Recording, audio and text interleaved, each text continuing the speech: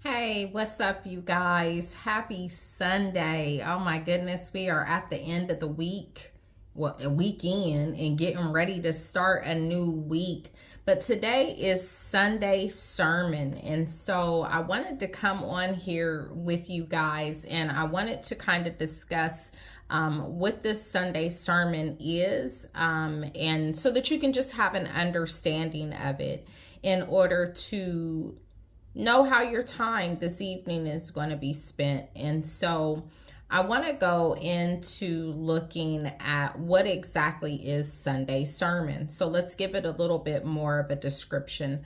This is the spiritual climax of the week, where the community, I, gather together in order to hear the word of God, in order to proclaim the word of God, and to unpack different stories of the Bible where, maybe we need a little bit more education, or maybe we want to just be able to understand it more clearly. Because sometimes we can be given a story and maybe the story has been altered a little bit. And so this is going to be an opportunity for us to not only just hear these stories, but hear these stories directly from the Bible without adding anything to it, other than maybe talking, on a have you ever experienced, or let me tell you what I've experienced, that kind of sounded like this,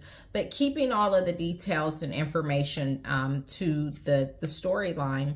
And so this is designed to align our hearts with the heart of the Father through the preaching of the gospel. And so it's more than just a lecture. The Sunday message for you guys is a living encounter with scripture that challenges our perspectives, like I was just saying, our comforts, our hurts, and call us to action. And when I say call us to action, to give us something to look forward to doing in order to make change. And so it also will provide a collective vision and spiritual nourishment that is needed to transition from a day of rest into a maybe possibly busy work week, but we want to fill it with faithful service, right?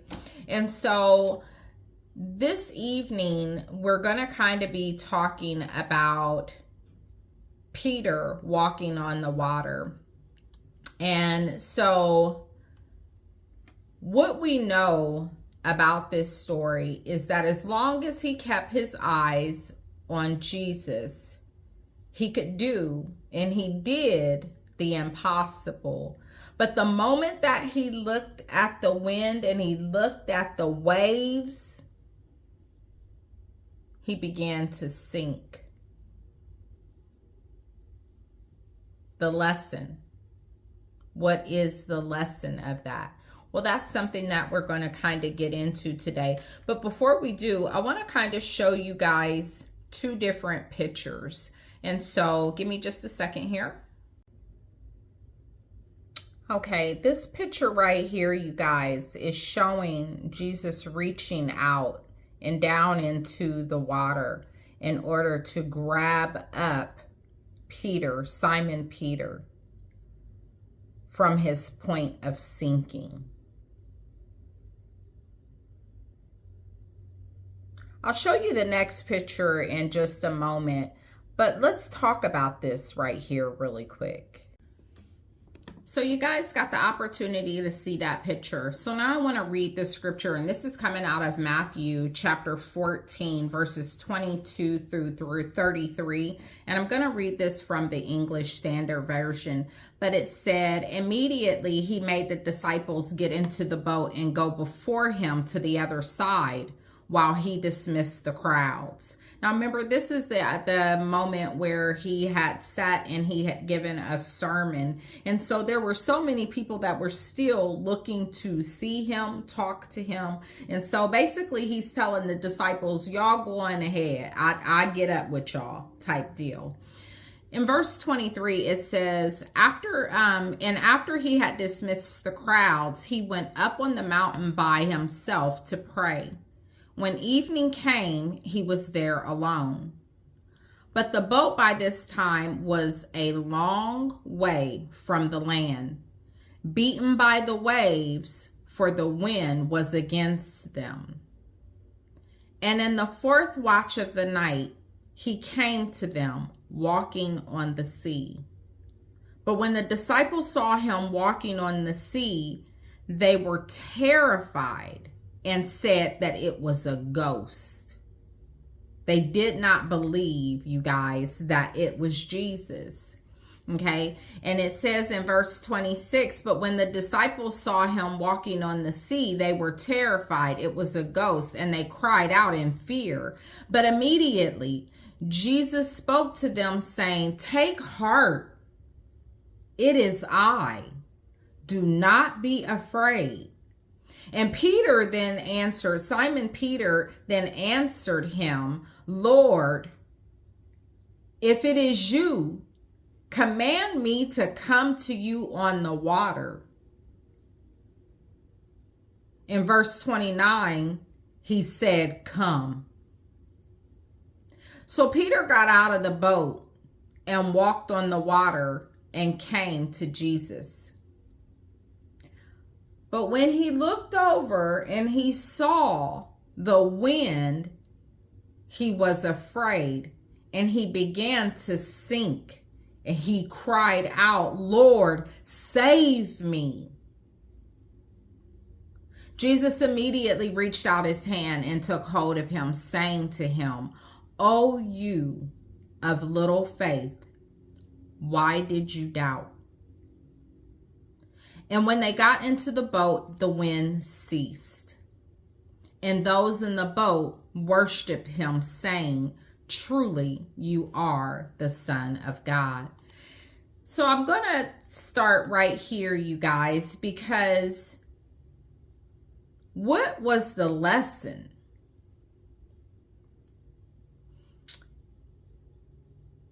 Well, number one, they couldn't believe that it was Jesus.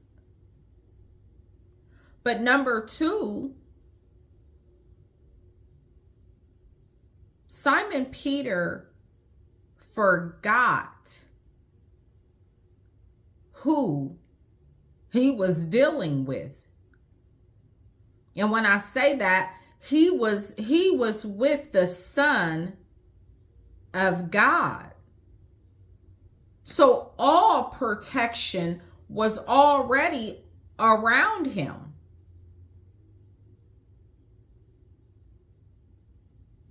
You know, there are times, you guys, where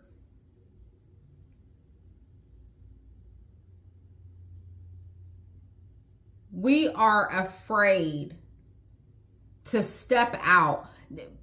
And the reasons behind that can be multiple different reasons behind it. Unsure, because we want more certainty and more clarity. Fearful of what could occur.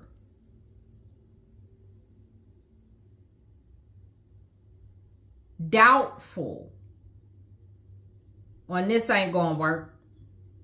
I already know, and as soon as I get out there, I'ma sink.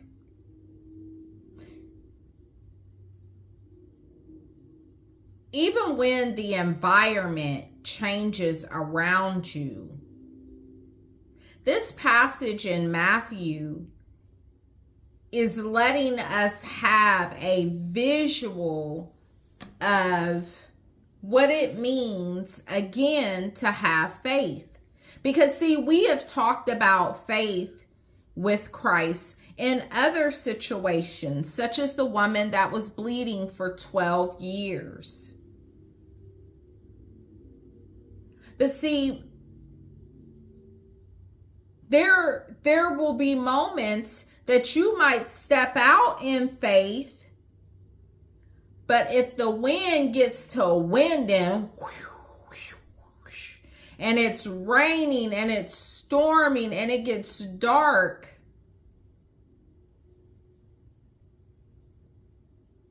will you say the prayer and call his name? Your environment hasn't changed, but sometimes your focus might have changed. It's so important to keep our eyes on Christ. Because no matter what happens today, no matter what happens this upcoming week, the Lord has already gone before you. Your week is new to you. It's not new to him. And this is where we have to take heart and know that we can walk on the water as long as we continuously give it to him. The story is so powerful because you can just imagine the other disciples in the boat probably yelling and screaming at him not to go, not to get out. Don't even try to attempt it. They already thought it was a ghost. Don't try to attempt it.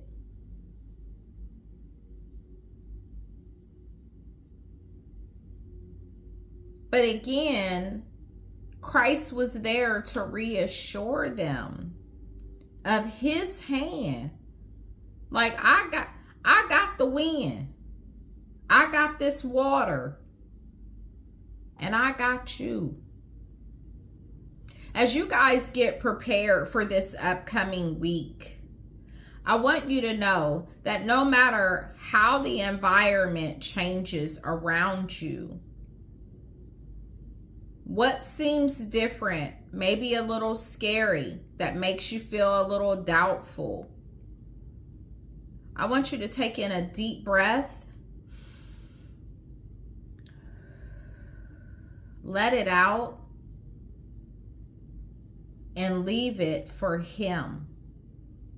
The Lord your God will see you through.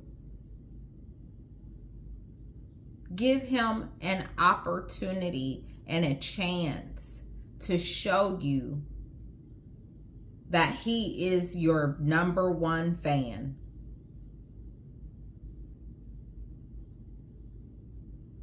Sunday sermon isn't something that's really long, but it's something just to give you guys something to think about, something to keep in your back pocket. So this week, as we wrap up, I want you to remember that you can always go back to Matthew chapter 14. Read this passage again if you get into a situation where it seems a little bit rocky, a little bit unclear, and know that all that you have to do is have faith in the Lord. This wraps up this week's Foundation in Christ.